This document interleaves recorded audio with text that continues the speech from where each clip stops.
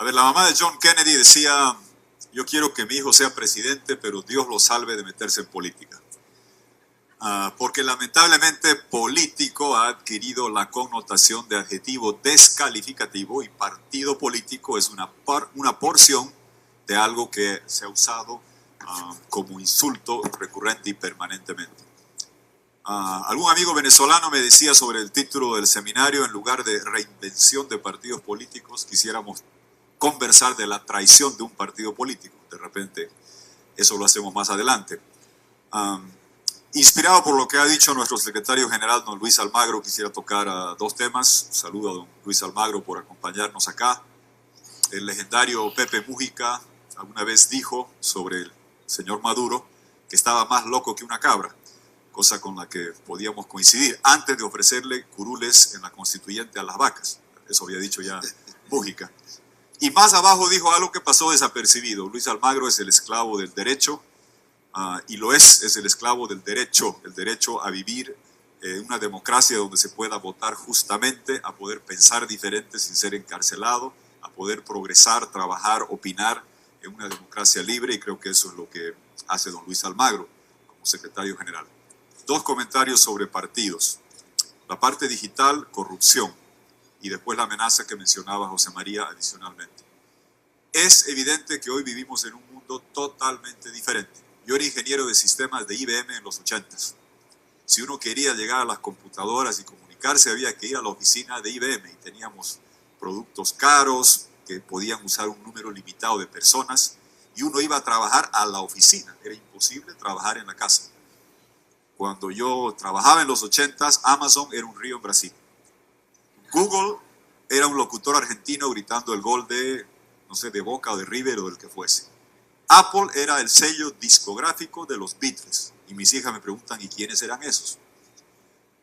YouTube era el metro subterráneo de Londres. Era otra vida. El hombre más importante en mi universidad era el boliviano que era del club de radioaficionados, para que el sábado puedas ir a hablar a través del phone patch de la radio, lo que hoy día haces con facilidad por WhatsApp, por FaceTime y demás. Eran otros tiempos. Yo tenía una casilla física, mis hijas no me creen.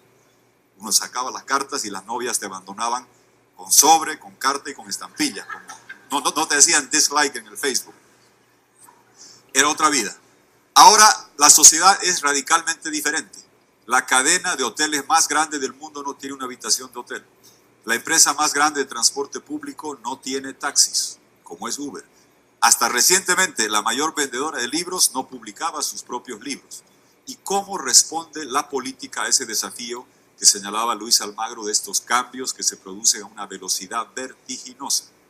Yo les diría de que esto es irreversible, que tenemos sociedades digitales y partidos analógicos, y tenemos algunos líderes políticos digitales, pero en este mundo las cosas son diferentes. Aquí hay varios. Díganme ustedes en Venezuela, ponen un tweet del partido Primero Justicia y ponen uno que dice Enrique Capriles, el mismo contenido, el número de gente que se involucran tiene 4 o 5 ceros más cuando es personal, porque en el mundo digital las personas siguen a personas, no tanto a instituciones. El desafío de los partidos es cómo crear plataformas de partidos digitales que entiendan que la conexión va a ser directa con el líder nacional, regional, local, a través de las redes, en el mundo en el que hoy vivimos, que es una situación dramáticamente diferente. Segundo tema, la corrupción. Como decía Eduardo Duhalde, siempre existía, siempre había. ¿Qué sucede? Había hace 40 o 50 años un diputado abusivo que con un trago de más pegaba a alguien en la calle. Seguramente sí, pero si hoy sucede, lo filman y lo ponen en el Facebook y todo el mundo lo ve y lo denosta. Y en el tema de corrupción me atrevo a decirles lo siguiente para que aprendamos del caso paradigmático. Brasil, Lava Jato, y un hombre importante en esta década, Sergio Moro, el hombre que ha cambiado el concepto de lucha contra la corrupción. El caso de Brasil va a ser estudiado por años. Es el triángulo que aniquila la corrupción, es detención preventiva, diseminación informativa, diseminación informativa y después delación. Eso que la corrupción no deja recibos, se acabó. Puedes delatar, te detienen y te vas cantando. Y ese caso va a permear en todo, pero solo era posible con prensa libre, con instituciones independientes y con la actividad febril que se ve en las redes sobre esa materia. Dejo para el debate el último tema. En democracia, el rol de partidos políticos es uno, cuando hay democracia, donde se puede votar, instituciones independientes, prensa libre, y que pensar diferente no es materia justiciable. Pero ¿qué pasa?